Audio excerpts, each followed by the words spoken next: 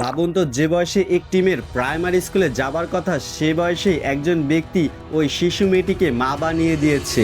আমি বলছি 13 বছর বয়সী অনামিকার কথা। অনামিকার পরিবারের লোকজন মাত্র 11 বছর বয়সেই তাকে বিয়ে দিয়ে দেয়। আর যখন অনামিকার বয়স 13 বছর হয় তখনই সে একটি বাচ্চার মা পর্যন্ত হয়ে যায়। অত্যাচারী সীমা তখনই ছাড়িয়ে যায় যখন এই 13 বছর বয়সী অনামিকার কাছ থেকে তার 7 মাসের বাচ্চাটাকেও কেড়ে নেওয়া হয়। কিন্তু 13 বছর বয়সী এই শিশুটি হার মানেনি। নিজের কলিজার টুকরাকে সে ফিরিয়ে আনতে সাহস করে সে আদালতের চত্বরে একাই চলে যায়। যে বয়সে আজকের অনেক শিশু খেলাধুলা আর পড়াশোনা নিয়ে ব্যস্ত, সে বয়সে অনামিকা আদালতের দ্বারস্থ হয়েছে তার 7 মাসের বাচ্চাকে ফিরিয়ে আনার জন্য। বাল্যবিবাহ আমাদের সমাজে এখন এক নির্মম ব্যবস্থা, যা অনামিকার মতো অসংখ্য শিশু জীবনের শৈশব কেড়ে নেয়। আমাদের সমাজের জন্য এটা খুবই দুঃখজনক যখন একটি মেয়েকে পরিবারের বোঝা মনে করা হয় এবং অল্প বয়সেই তাকে বিয়ে দিয়ে দেওয়া হয়। এই বিষয়টা নিয়ে ইন্টারনেটে বর্তমানে প্রচুর পরিমাণে আলোচনা সমালোচনা হচ্ছে এবং আপনিও এই ভিডিওটিকে বেশি বেশি শেয়ার করুন যেন মানুষের দৃষ্টিভঙ্গি পরিবর্তন হয়।